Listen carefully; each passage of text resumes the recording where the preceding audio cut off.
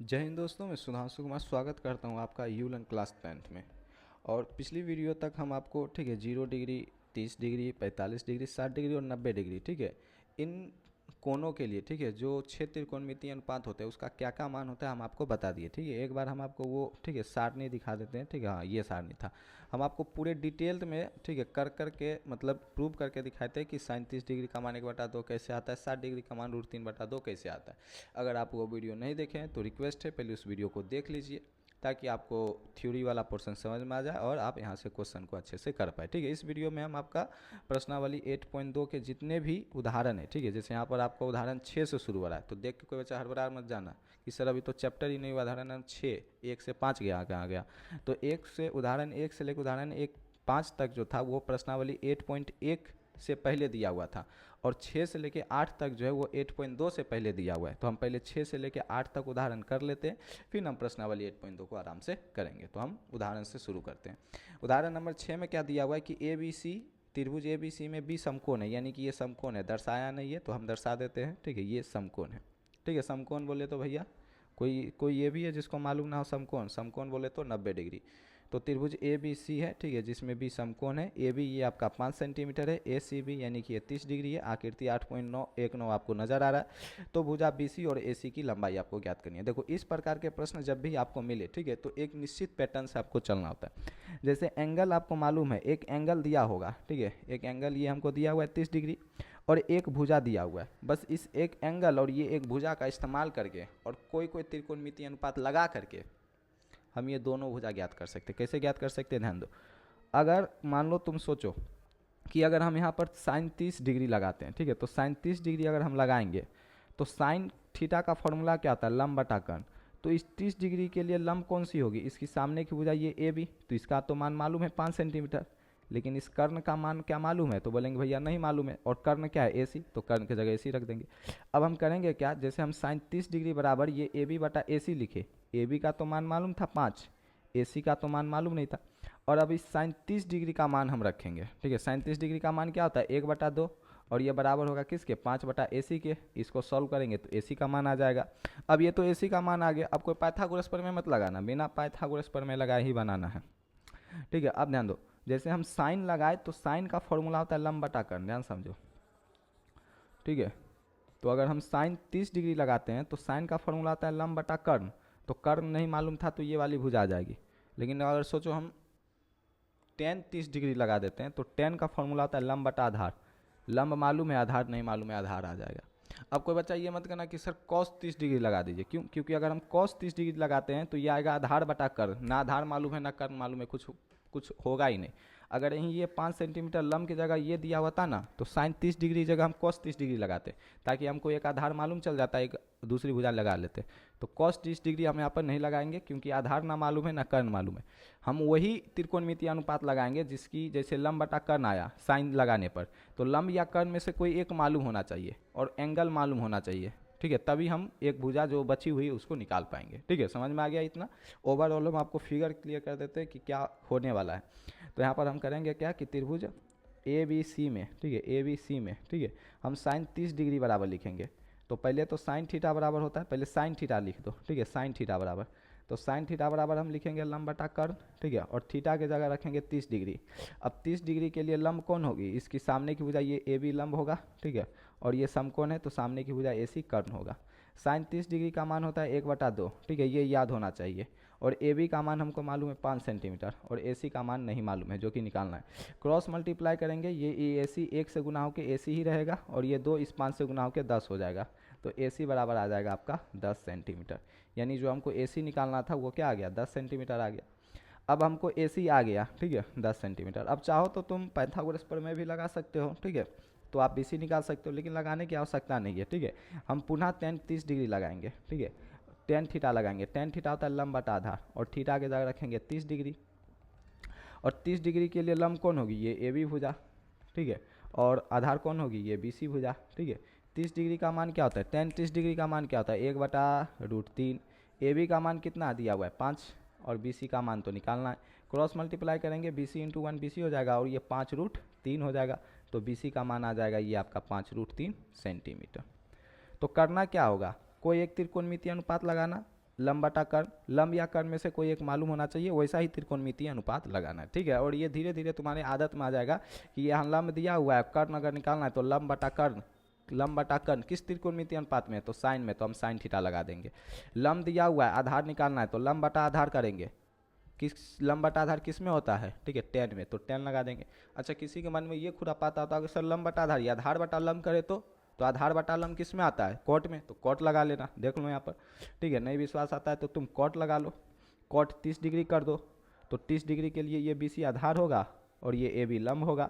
अब coat 30 degree का मान क्या होता है, टेन 30 डिग्री का मान था 1/√3, कोट 30 डिग्री का मान होता है √3, BC का मान BC रहेगा, AB का मान 5, ये क्रॉस गुना होकर BC बराबर फिर से 5√3 ही आएगा।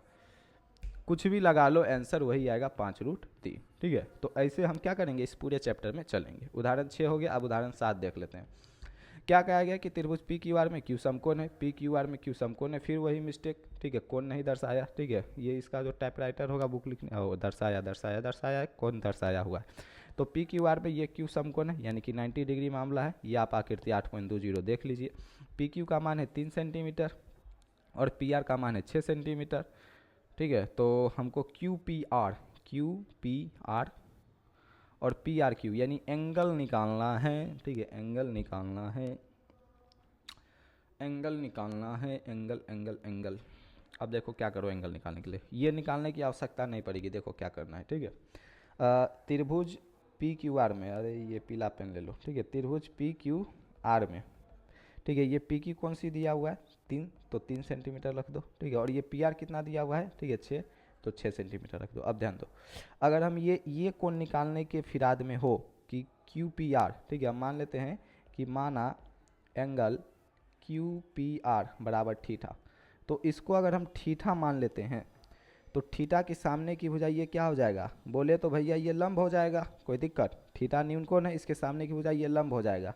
ये बच गया आधार, ये बच गया कर्ण। अगर हम आधार बटा कर्ण ले ले तो आधार बटा कर्ण ले ले, आधार भी मालूम है कर्ण भी मालूम है, कॉस थीटा बराबर आधार बटा कर्ण ले लेते हैं तो क्या कॉस थीटा का मान नहीं आ जाएगा, आ जाएगा, देखो, ठीक है। तो त्रिभुज PQR में अगर हम कॉस थीटा लगाते हैं, जिसको हम एंगल QPR को थीटा माने, तो कॉस थीटा बराबर होता है आधार बटा कर्ण। अब एंगल थीटा हम किसको माने, QPR को माने, तो थीटा के जगह रख देते QPR। और एंगल QPR के लिए, ठीक है, ये है QPR एंगल, जो बीच में लिखा रहता है ना, एक्चुअल में उसकी बात हो रही होती है, तो इस एंगल P की बात हो रही है, तो इसके सामने की भुजा ये QR लंब है, ये PQ आधार है, ठीक है। तो आधार के जगह PQ रख दो और कर्ण के जगह ये PR रख दो। PQ का मान कितना है 3 सेंटीमीटर, तो 3 रख दो, और PR का मान कितना है 6, तो 6 रख दो, 3 दूनी 6, 1/2। अब तुमको हम ले चलते सारणी में, ठीक है, थोड़ा सा सारणी में आ जाते पीछे। हमको आया कितना है, हमको आया है 1/2, ठीक है, इधर देखो 1/2।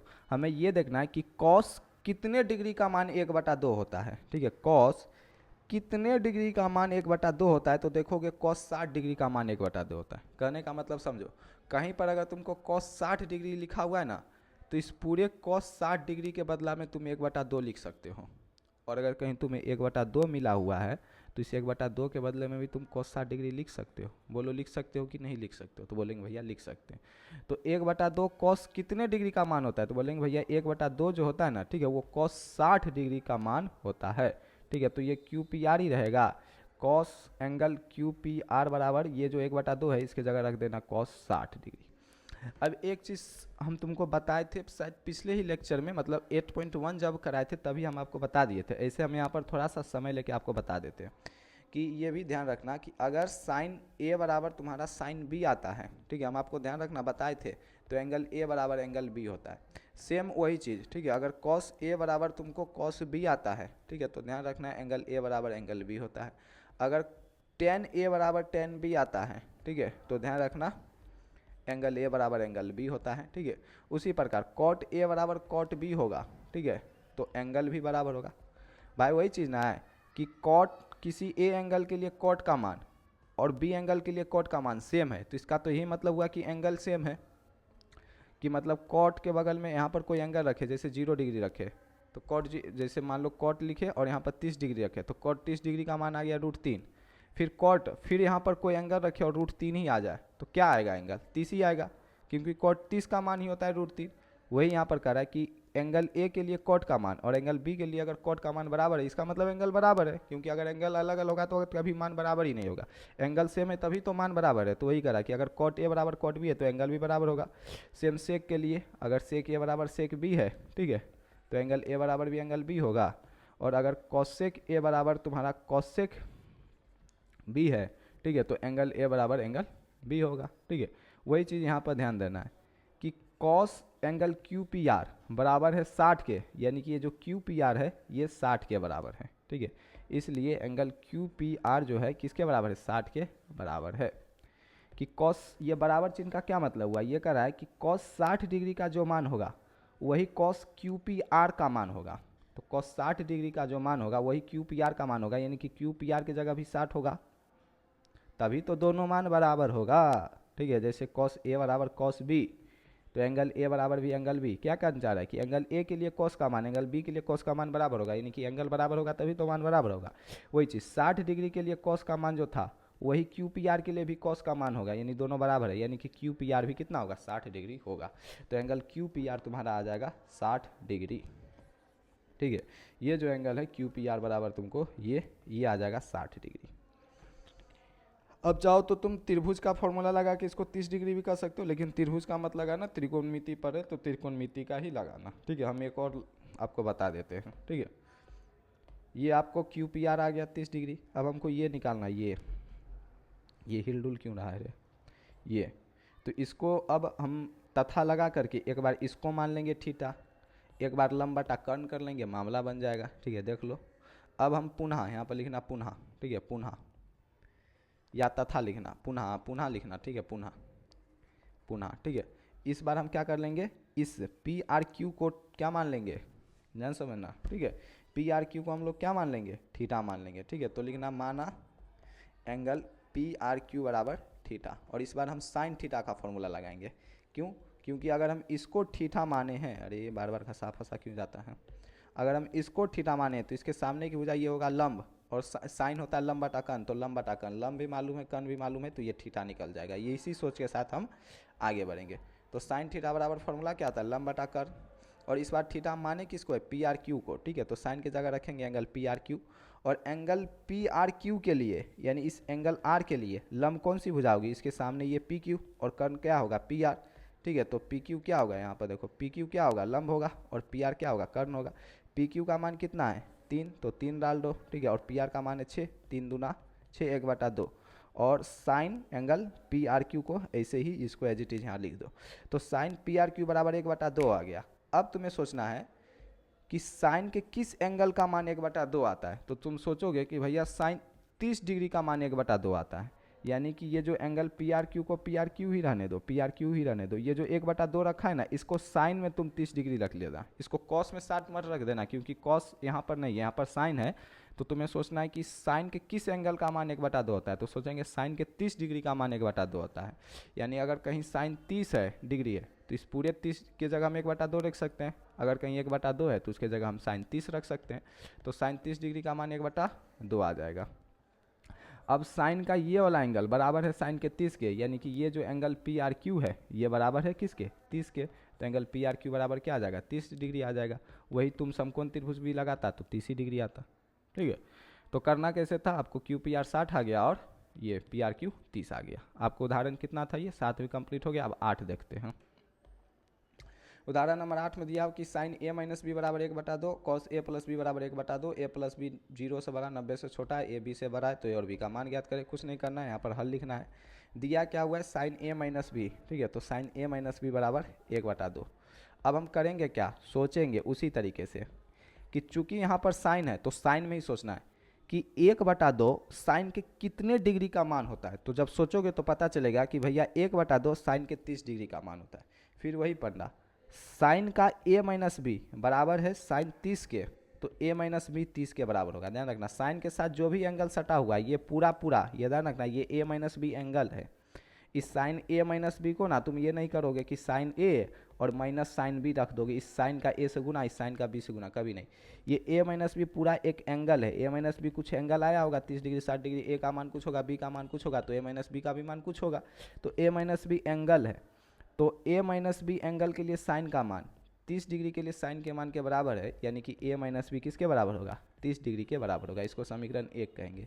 उसी प्रकार यहाँ पर ये वाला मैटर उठा लेंगे कि कॉस a प्लस बी बराबर दिया हुआ 1/2, तो हम सोचेंगे कि 1/2 कॉस के कितने एंगल का मान होता है, तो सोचोगे तो पता चलेगा 60 डिग्री का मान होता है। कॉस 60 डिग्री होता है 1/2, तो a प्लस बी बराबर आ जाएगा 60 डिग्री। इसको मान लेंगे समीकरण 2। बस तुमको a माइनस बी आ गया 30 डिग्री, a प्लस बी आ गया 60 डिग्री। 8 9 का कॉन्सेप्ट है, दोनों को जोड़ दो, a और b का मान निकाल लो। ठीक है, समीकरण 1 और समीकरण 2 को जोड़ने पर 1 प्लस 2, a माइनस बी ऊपर रहने दो, ठीक है, और नीचे में a प्लस बी, क्योंकि दोनों को जोड़ रहे हैं 60 डिग्री जोड़ रहे हैं तो माइनस वाला प्लस वाला कैंसिल हो जाएगा, minus B plus B cancel हो जाएगा, a जोड़ के 2a हो जाएगा, 30 डिग्री 60 डिग्री जोड़ के 90 डिग्री हो जाएगा। इसलिए एंगल ए बराबर तुम्हारा 90 डिग्री बटा में 2 आ जाएगा, 2 से कट जाएगा 45 बार में, इसलिए एंगल ए बराबर तुम्हारा 45 डिग्री आ जाएगा। अब एंगल ए का मान किसी में भी रख दो, समीकरण 2 में ही रख दो। समीकरण 2 क्या है, ए प्लस बी बराबर 90, यानी कि 45 डिग्री प्लस बी बराबर 90, 45 डिग्री प्लस बी बराबर 90। ठीक है, तो b बराबर भी क्या आ जाएगा, ये 45 डिग्री उस पर जाके माइनस होगा, तो 90 माइनस 45 भी 45 आ जाएगा, यानी कि एंगल ए भी 45 आ जाएगा और एंगल बी भी 45 आ जाएगा। इस तरीके से 8.2 का आपका उदाहरण कंप्लीट हो गया। अगली वीडियो में हम, ठीक है, प्रश्नावली 8.2 करेंगे। इस वीडियो में हम यहीं तक रहने देते हैं। ठीक है, वीडियो देखने के लिए धन्यवाद। Thank you so much.